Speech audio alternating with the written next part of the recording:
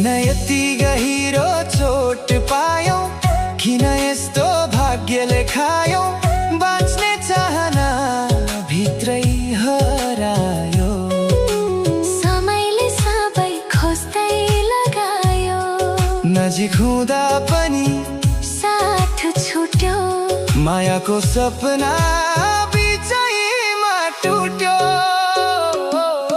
तिम्रो सम्झना सासमा बसिरह्यो, भित्रको चाहना चुपचाप रोइरह्यो।